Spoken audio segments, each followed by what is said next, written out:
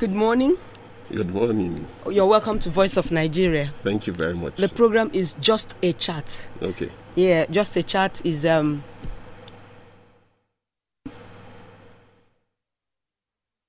Just a Chat is a 25 minutes personality interview. We in Voice of Nigeria will do that program with people that are making their marks in the sense of our history.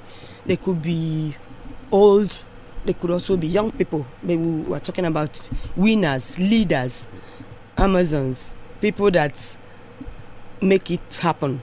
So we believe you are one of such people today. That's why we have invited you to our studio. So you're welcome to Voice of Nigeria. Thank you very much. Let us meet you for starters. Okay. My name is Odoh Diego Okenyodo.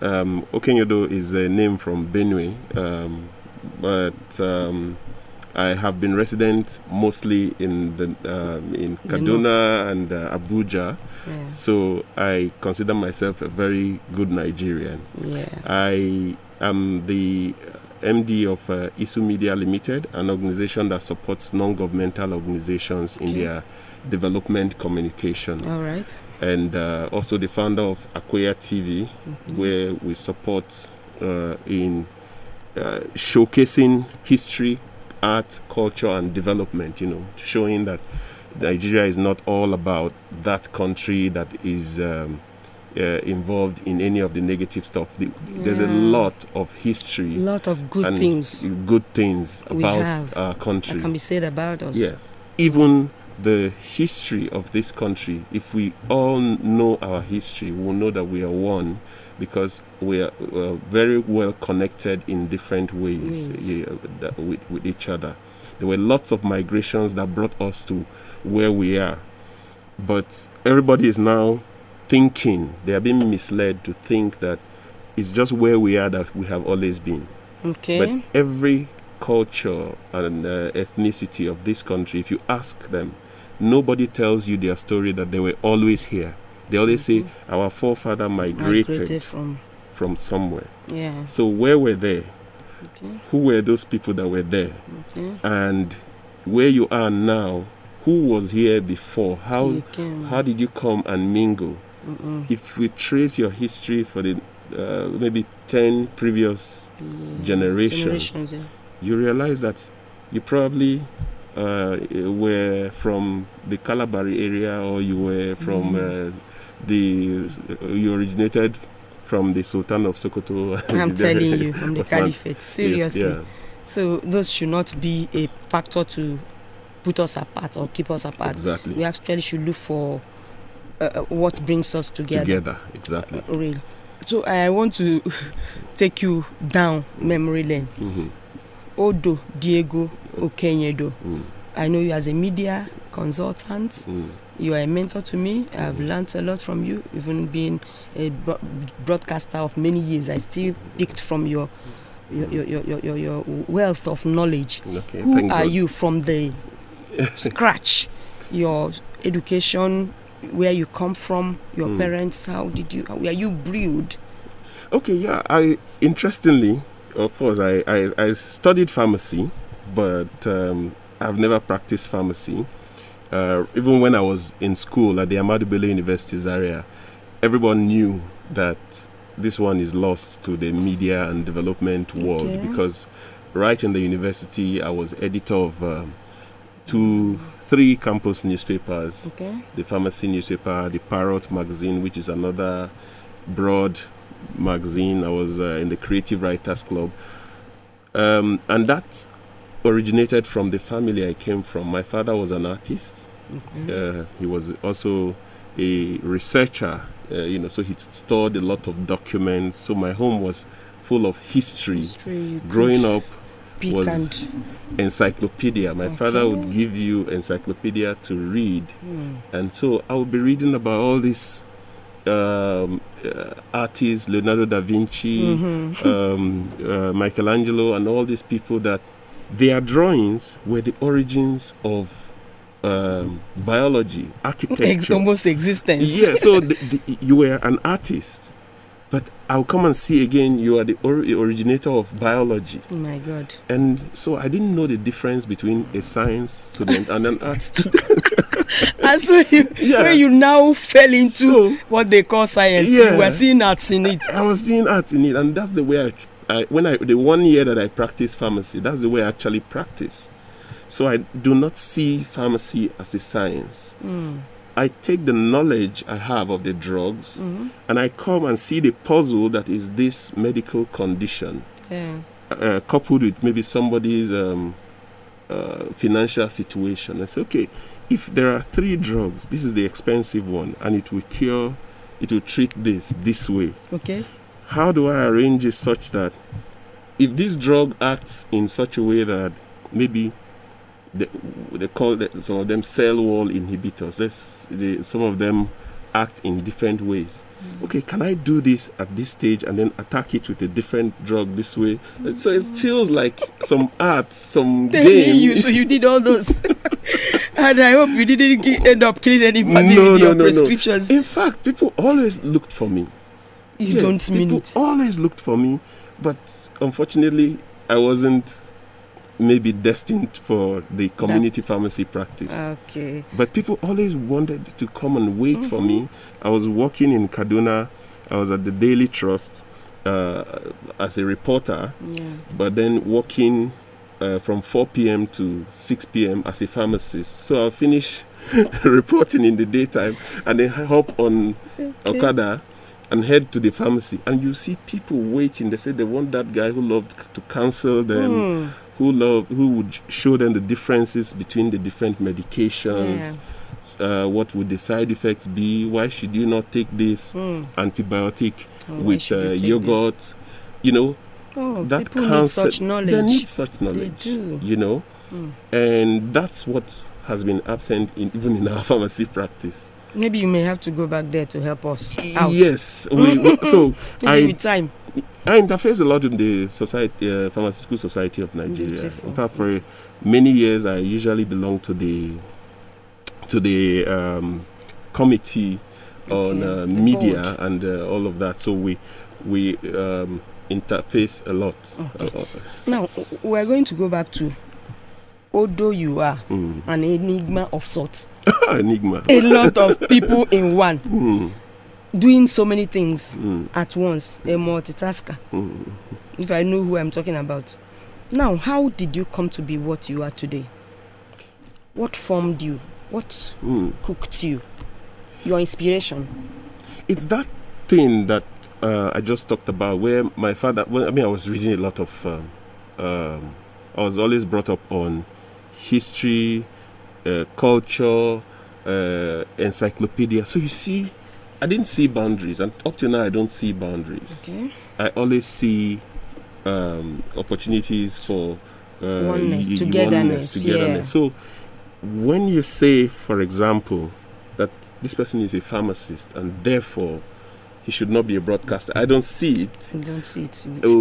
So I saw, for example, when I started reporting for the Daily Trust in 1999, I didn't do it because I was journalist. No, I did it because there were stories that were not being told, and there were ways they were not being told that needed to be corrected. Yes, the textile industries, for example, in Kaduna, they were shedding a lot of dyes.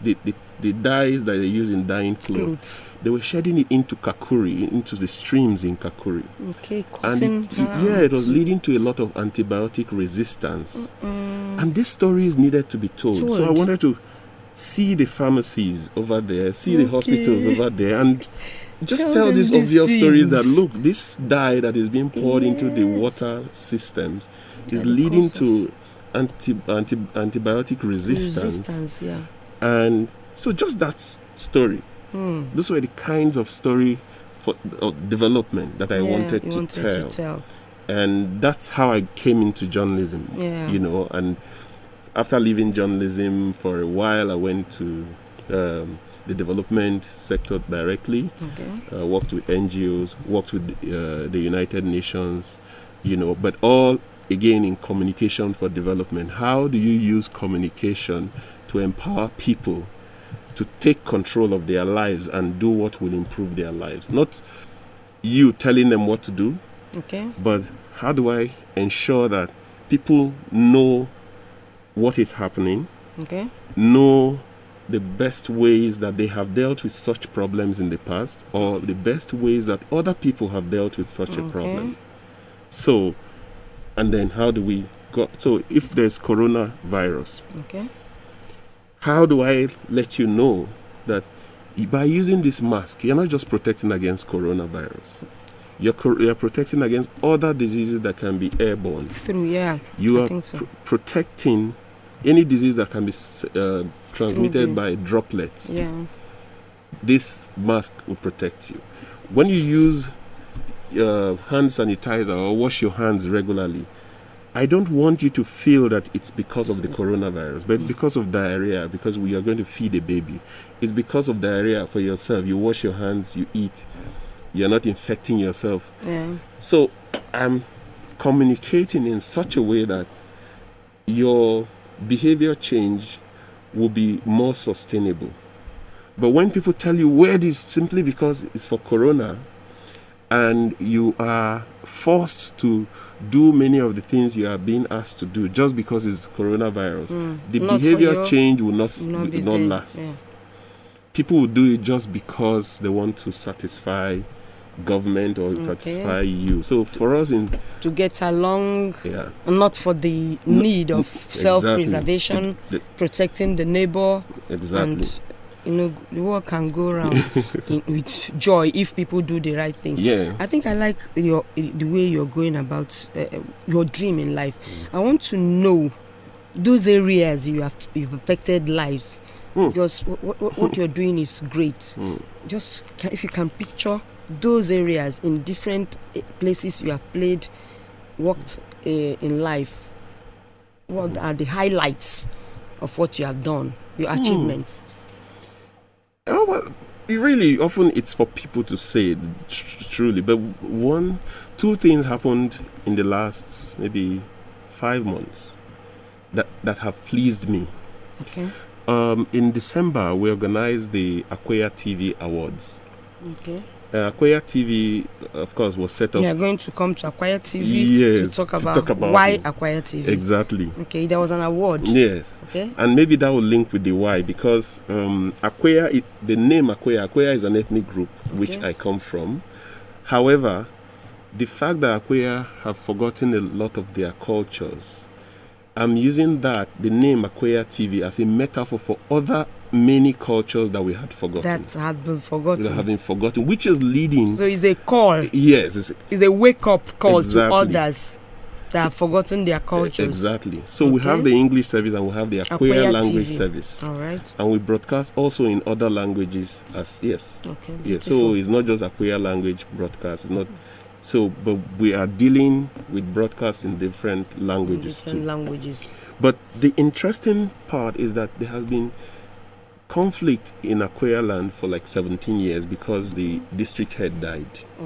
And when we were organizing this award, we said one of the things we would do symbolically would be to invite every clan head that has been in conflict to come to Abuja, to be at Sheraton Hotel. You keep them there. So let them be at this event for the first time. And the biggest surprise was that without exception, all these leaders for the first time ever came together. They came in one bus. Beautiful. They stayed in one hotel.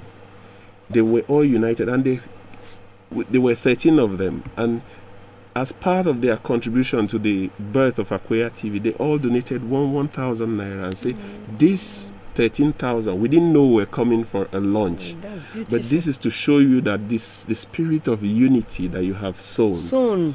We believe in it, and this is our collective. Sacrificing to make it continue to work.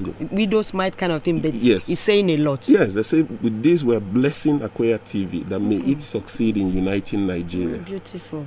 Now there's no bigger, it's not the amount, it's the unity of purpose.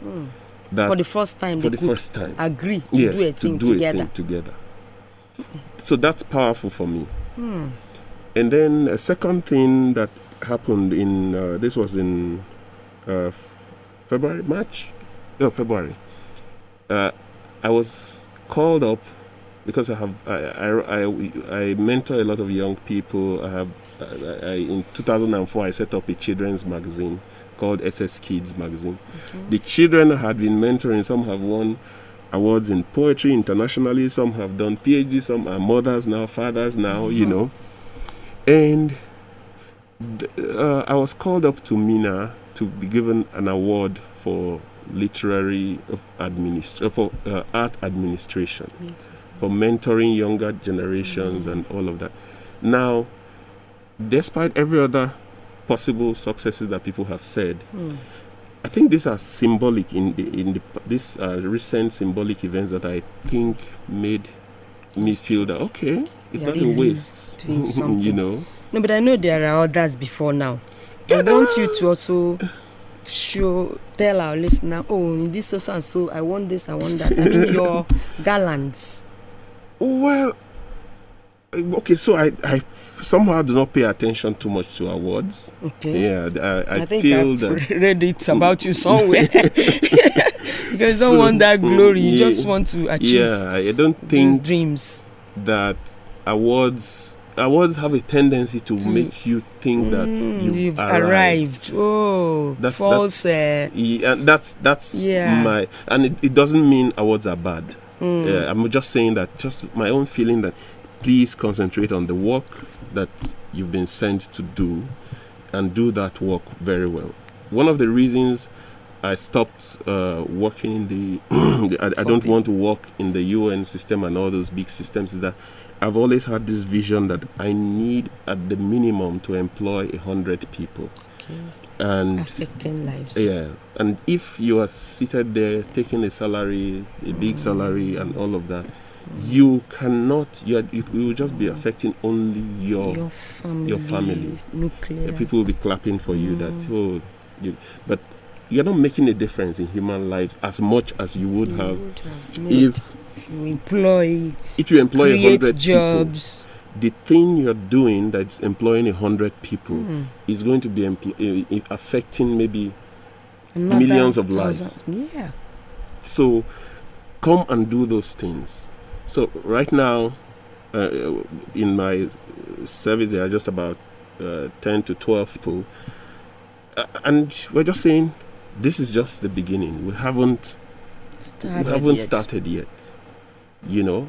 But we are seeing that there are things that are happening. There are opportunities to engage a lot more people.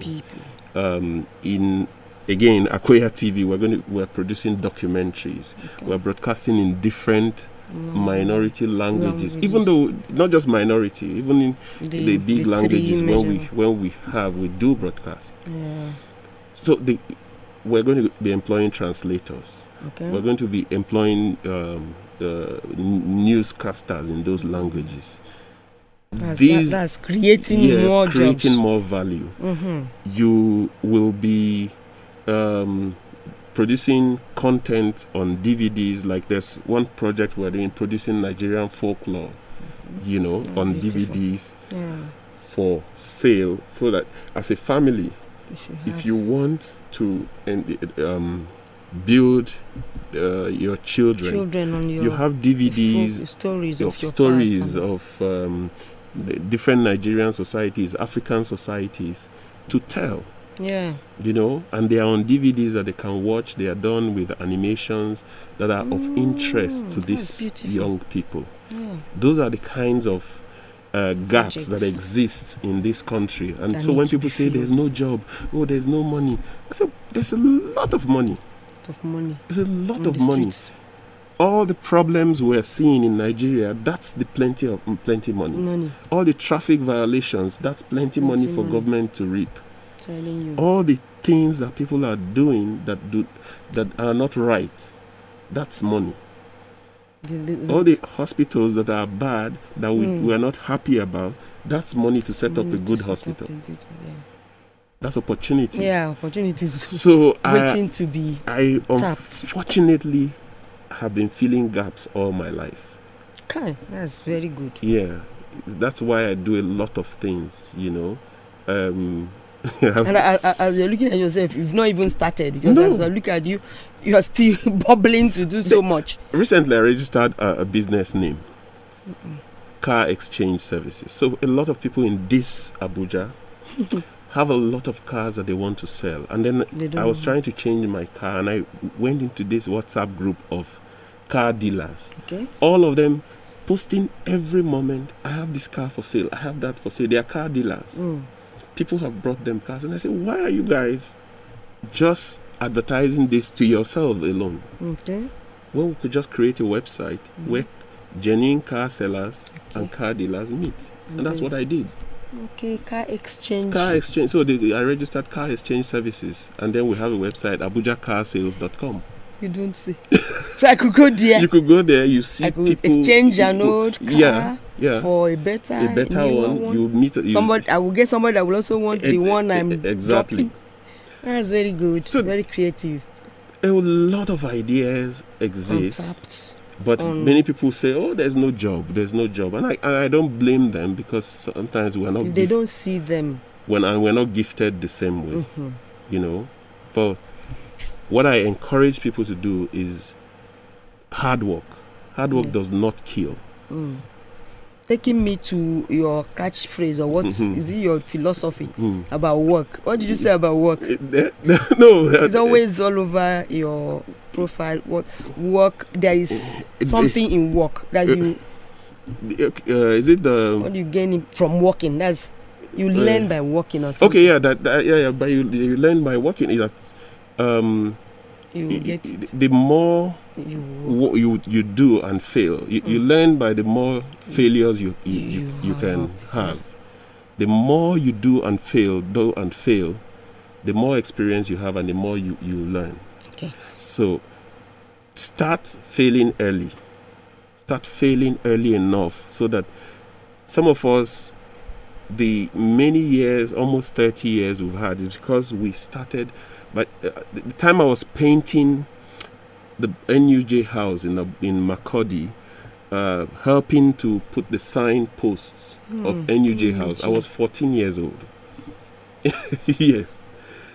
When Babangida... And 14 years old? Yes. You were not reading anything media? No. I mean, my father was a staff of the Benin State Council for Arts and Culture. He was the head of the Visual Arts Department. But he had only 1 or 2 staff, Mr. Tile and some other. So the work would always overwhelm them. So he would bring them home and we would work for free and give back to the Benin State government and all of that. Talking about working for free, I think I've benefited from some trainings you've organized over the years, which COVID, no thanks to it, stopped. We went stopped. online, we actually. Went online. Now, such trainings, what prompted them? You've said a lot of that. Are they still going on? And how much are you achieving through it? No, we're giving it for free. And the principle is that for some of us who went to universities like ABUs, and even many of the universities, we are hugely subsidized by government money. If you are subsidized by government money, then you owe the public a part of that. Giving back. Yeah, give back. So truly, the reason the training remains free to today, we're doing it every Friday before for 10 years, from 2010 to 2020. It was in 2020 because of COVID that we went now every month on a Friday, the last Friday of the month. So that's why I said no thanks to COVID. I know a lot of people like me who benefited from it, and I've still been sending people there. But because of this way you are doing it, the online stuff, everybody, you are still going to do more publicity. You're still going to create more enlightenment. We do, and people like you who have attended have also referred people. Yeah, I think. And I don't limit it to just the Fridays. Like 2 weeks ago, some young people on the WhatsApp group were complaining of the older generation not helping them to get jobs. And I say, well, that's in the past. people cannot help you to get jobs like before now. Seriously. Now, with things like the applicant tracking system, where a computer tracks your application. If your CV is not well written, if your cover letter is not well written, that's a problem. It's a problem and you can't get there. So I organized a WhatsApp group. I told them, the leader, to organize a WhatsApp group. If you get 20 people, I'm going to give you a 3-day training on how to write your CV for free. And that's good. for 3 days via WhatsApp, I was able to train them. They wrote their CVs. I corrected each of the 20 CVs that were submitted, reworked them how better it can be to increase your chances of being selected. 3 days is not enough, but we gave them a good jump start on how to write their CVs for free. There are a lot of those stuff. If I do not give back to society for what free, society gave you. I would die with that knowledge. I would go. A lot of so there's no point hoarding that knowledge. There's no point, because knowledge is one thing that the more you give, the more it germinates. I say same thing about language. The more you use language, so the more you speak Igbo, the more you speak Akweya, the more you speak Idoma, the more you speak Gbagi, the more the language wakes up. Yeah. Same with knowledge. The more we share this knowledge, the more those who is would pay, rejuvenated, as in it blossoms. Yeah. There are people who paid 40,000, 100,000 for me to write their CVs. Those people who can pay that are there. These young people who are just young graduates who know nothing about, they need their CVs written. You help them free. Yeah. That is exactly how it should be. So those who pay, will charge them they pay to sustain a business. Then those who we know they cannot pay, we ensure that those ones will get it for free. Knowledge for free. You're doing so much Thank you very much. Young people. Well, the thanks. I mean, people did for me, though. I think I like as you acknowledge that you had a lot of freebies from the government and you are giving back. So now, what is actually wrong with this generation? I mean, the young ones, it's as if they don't really want to. You're no more as young as you were. Those 14 I'm not. When you were 14 and you could do such stints. Now, the people that are that age now, they are not really. You complain. You say people were complaining, no jobs. What do you think you can tell them? What I think I can tell our generation, not them, not even the young people alone. Okay, your generation? Because our generation, we have disarmed these young people. We have not created opportunities for them to do things on their own, under our guidance. Environment. Yeah. So, go to your church, go to your mosque, go to your community, go to your neighborhood. Organize the young people and just allow them organize themselves to do stuff. If you want them to clean the gutters and all of that, just put them under your guidance and let them pick who is their leader. And if you've got 1,000 naira for refreshment, give it to them and let them manage how to buy a refreshment. Let them make their decisions about buying of refreshment, and let them meet whether once a month, whether once a while. We need to create these opportunities more and more for young people to lead themselves. They will make mistakes. They will do even a lot of wrong things. But when they start organizing themselves and knowing that leadership comes with sacrifice. If I know, for instance, that some of the young people, they are 10 in number, I can give them money to buy 8 soft drinks, and I want to see how they will deal with it. Okay. They are 10 in number, I know, but I give them money for 8. Let's see what leadership traits will come out of. Is he going to mobilize extra money to buy more drinks? Is he going to sacrifice for himself? Is he going to, let's open it and let's get a glass and share some? Let's see what he would do. Let's see how they will manage themselves to clean the gutter in the neighborhood. If we do not create these small avenues, when the youths graduate, they come back and they are dependent on us to make decisions for them. We'll take them in vehicles to school. Oh my God. We come back again. We decide on what they have to eat. We're not allowing them any opportunity to make decisions. Okay. So when they come out of the university, they are disarmed. Now, for them as young people, I will also give them a challenge. Okay. Those of you that have a mobile phone, you have a mobile phone, every day you are buying data, every week you buy data. And chat Please, everywhere it's like life. In life, if I want to meet bad people, I can meet bad people. Yeah. Same with the internet. If I want to just go to where I will chat away for nothing, I can do that. While away time. Go on LinkedIn, for instance. Join a group of anything you want to belong to. There are groups of professionals. So groups for communication, for instance. Okay. And some of the things I have learned from retired professors, retired experts who are 450,000 of them in a WhatsApp, in a group on LinkedIn.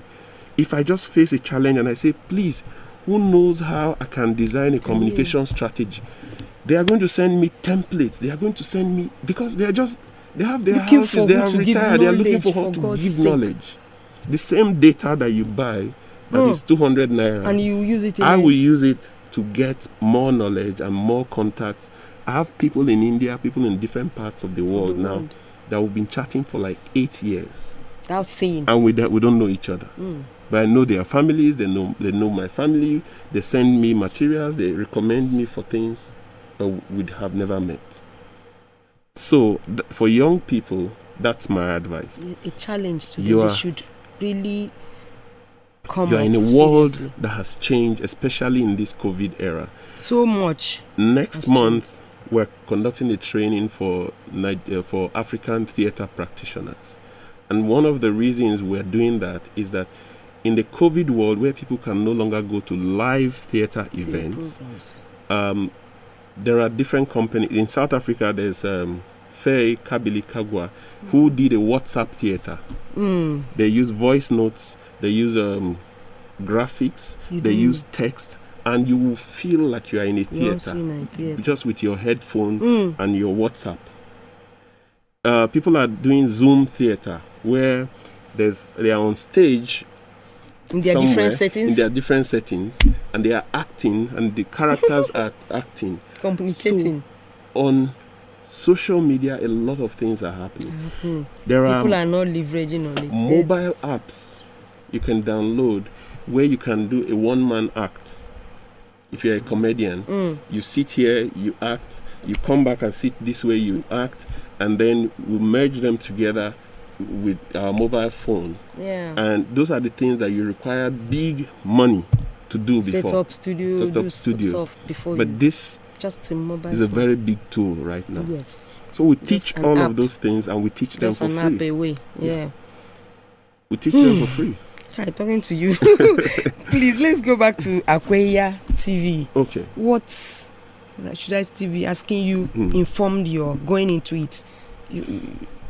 Are you fulfilling that purpose?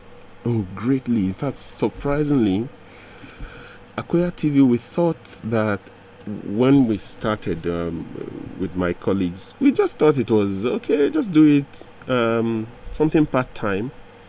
And this was during the lockdowns, and we started. And the response has been huge, to the level that people are supporting and say, oh yeah, I'll pay for a reporter for you in this community. And they are paying.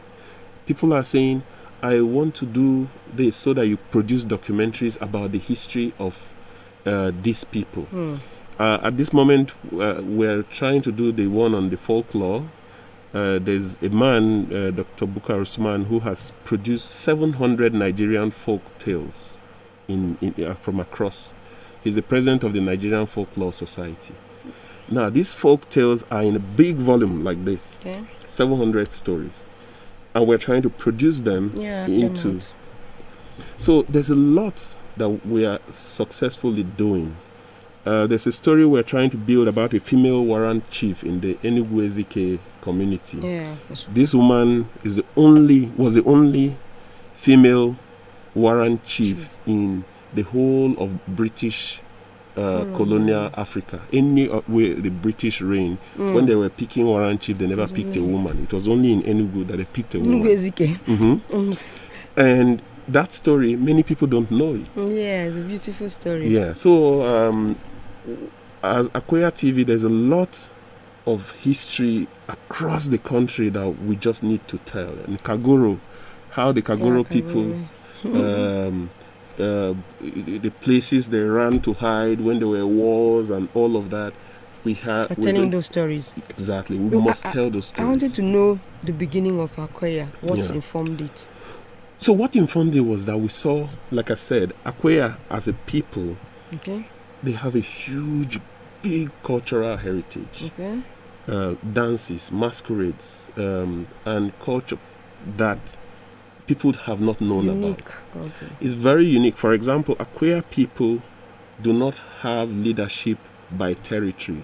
They have leadership by clans. So this territory is here, this territory is here. All the clans live here. All the clans live here. So they don't have a chief of this village. No. They have a chief of each clan, and the chief of this clan might be here in this community. Whenever anything has to happen, marriage, death, and all of that, everybody that belongs to that clan goes to where that chief is, does the thing, and comes back here. So we're living here, but we're all from different clans. And that's a big unifying factor. Yes, that coming together even without being tied by any. So imagine Enugu, imagine Kano, where these places, Lagos, they are melting pots of people, Abuja. Imagine if we understand that, yes, we are one together. This territory, Abuja, is all our territory.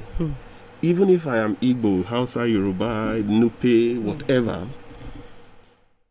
Imagine if I bring that lesson of the Akweya people, the culture, to ruling or managing Nigeria, where we are all here in Abuja.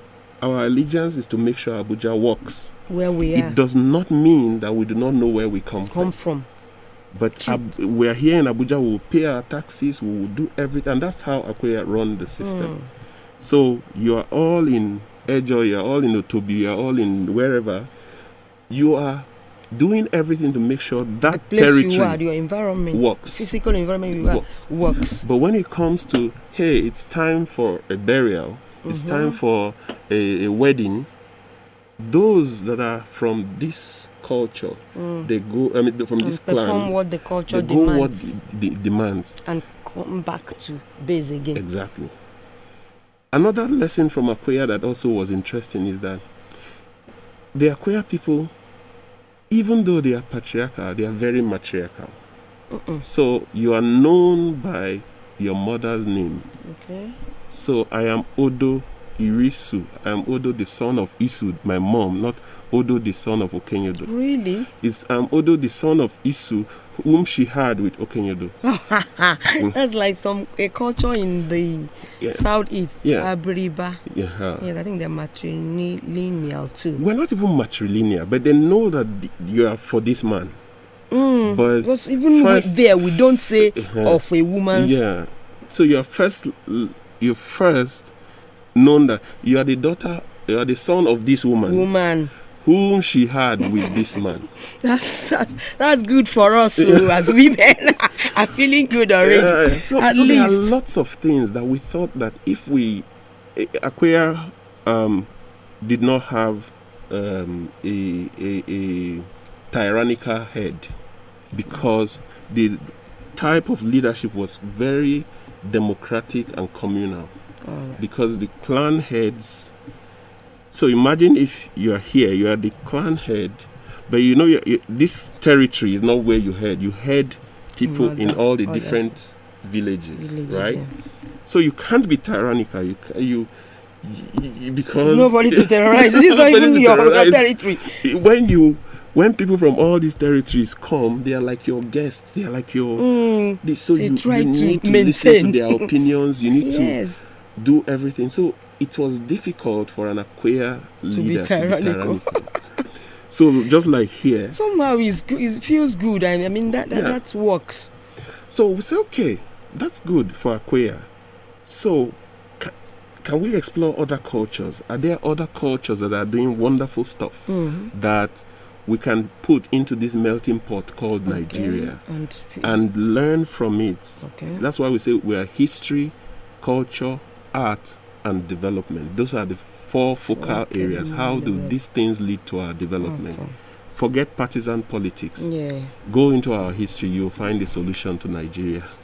Seriously, it's like we should continue this discourse. Now, who are you outside the television, the media, the works? Who is Odoh Okenyodo?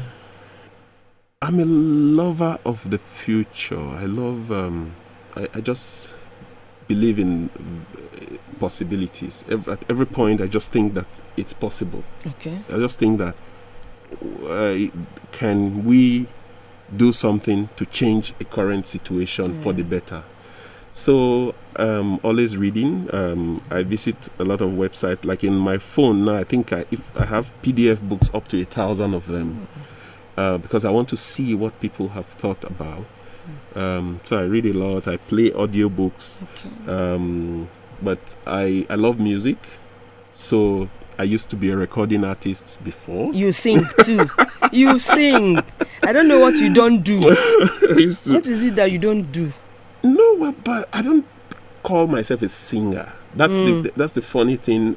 In all my life, all the things I do them because I want to do them. Okay. I don't do broadcasting because I want to be called a broadcaster. I don't do use it to solve a problem and move ahead. In 2009, my book of poetry was shortlisted for the Nigeria Prize for Literature. I won't forget. And they were asking me similar questions. And the name is From a Poem to Its Creator. Yes, the first, the very first. They were asking me, what motivated you to writing poetry and all? I said, well, it's just, that's how I felt like expressing what hit my mind at that point. That point, yeah. You know? And I would write. And right now, maybe I have like, maybe over 200 works unpublished. When I read them and I find a connecting strand of thought, I might publish the ones, particular, and then I buy a lot of microphones and audio recording equipment. So I sit at home and just I also just read my poetry. I put the sound effects. I do performance poetry. Yeah, you do a lot of that. I do a lot of that. Can you say something about that? Performance. What is it? Yeah. For people that may not know, it's still again taking us back to where we were. You know, as people, we were not mainly a writing people. So we perform our histories, we perform our cultures. You know, our kind of dance. Exactly. Can be dance, drama, kind of thing, mime. Exactly. Okay. So when I take my poetry, I also want to give it some new life, you know, because we want to stand and dance, you know, you know. So I just want to give words meaning.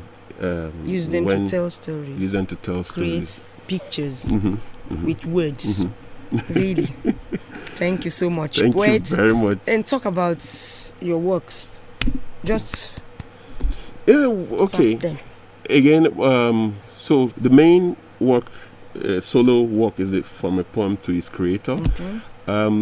I have had in the works for a number of years now. I've had A Barrel of Me, and it's all really done actually. It's a collection of poetry called A Barrel of Me, where I am trying to look at myself as a barrel, and the barrel is a pun on the word barrel of oil, of crude, and pun on the barrel of a gun.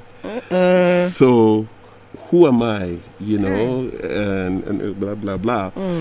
So the works are in that strand. Splendors of Dawn Poetry Foundation. Yeah, it's a foundation. What is it about? It's an NGO that we set up to give back to mentor young people. Children, on poetry for development. The way we use radio drama for development, like the BBC, Media Action, and all of that.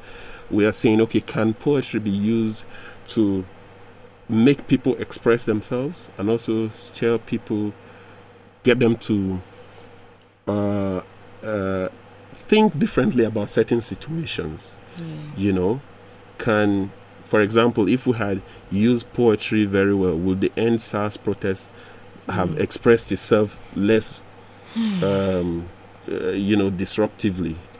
Could it have come out in a different way? So we use poetry to engage development issues on the Splendors of Dawn Poetry Foundation. Yeah. When you do so many things in a day, when do you relax and how do you relax? No, that's how I relax. You relax in work. It's you calling it work. To you, it's not work. Imagine, like, I have a good book of poetry. Yes. And I'm loving this poetry so much, and I just turn on the microphone and say, hey, let me perform it the way I feel I want to hear this. Okay. So you're having leisure. You're having pleasure in what you're doing. In what I'm doing. So it can't be work. So I've got a Zoom recorder at home at my bedside. I've got microphones. I've got all of them. So it's at every point trying to create what I would enjoy listening to or watching, or so it's not as stressful as people think. It shouldn't be. It's fun. It's fun. You see, I'm looking at it as fun again. I thought I was going to hear, when I want to relax, I go to the beach. I do this with my children. No, I'd stay up. Okay, so I sleep relax around with work. 2 a.m. Mm-hmm. Yeah, I sleep around 2 a.m. and I wake up maybe around 6, 7, 8. How many hours in a day? 5, 6 hours. Is that enough? That's enough. That's 6 hours. It's 1/4 of your day. God, so much in somebody.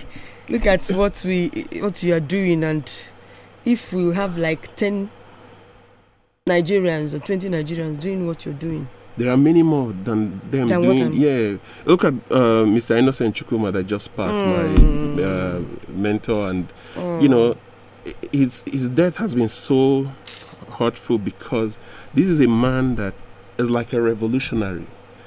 He's setting up, mentoring people from different parts of the country. He's still at home in Owerri, setting up a skill acquisition center for young people, and there are many young people there. And at the same time, he has the Clean Foundation that is employing. The Clean Foundation works with the police, empowering the police, training them, so that instead of complaining about the police, he went into training the police on the proper conduct. So some of the changes we've noticed in the police positively, it's Clean Foundation doing it, and he's doing it from in the background. Nobody helping, just that dream, fulfilling his dream. So some of us learned from those kinds of tradition. I had my late uncle, Professor Ojiji, who also mentored some of us, who, they would do a lot. They will do a lot. And when people say, oh, you're a unique person, I say, well, there's nothing I'm doing that I can't even right now point 20 other people that do it. Beautiful. And with the task for those of us doing this is to create a successor generation. Okay. And that's, if you have not done that, then you have not done anything. So don't praise me yet until we see 200, 500 of this. Then you say, okay, he tried. But if it's to do it for you alone, you haven't started. What last word do you have for the people you are working, helping, empowering? Because I know, I feel you are empowering a lot of people. Is there more you need from them that they are not doing? Do you want to talk to those who feel they're looking for people like you out there and they don't know how to get to you? Can you tell them how to start? I would say, again, I think I said it earlier, hard work does not kill. Hard work is good. Recklessness is not good. Exercise. Don't eat anyhow. Then nourish your brain. Nourish your brain. reading, we have dumped reading. Reading has to be done only when we want to pass an exam or something. If you post a small thing on WhatsApp, people say it's too much, it's too long. Can you summarize it? So take knowledge seriously, and the society is already rigged against you because they did not educate you with the right things. So take it upon yourself to go and read and get the knowledge. Good knowledge. Get good knowledge. All right. Yeah. Don't just depend on what you were taught in school. It's really not good. So go out there, get good knowledge. Yes. Read. Yes. Don't wait for anybody. Nobody owes you anything. Nobody owes you anything. Wherever you are, thank God that you are already there. Okay. And then build upon it. And be a possibility. Yeah. Think, I always believe it is possible. So that's it for today. Yeah, thanks. Mr. Odoh Diego Okenyodo, the MD of Isu Media. It has been wonderful having you on Voice of Nigeria. So much. It's and really we hope pleasure. that when next we still have reason to call you, you will oblige us. I will. Thank you so much for coming. Thank you very much for having me. And all those who are with us, I really appreciate your time. Yeah.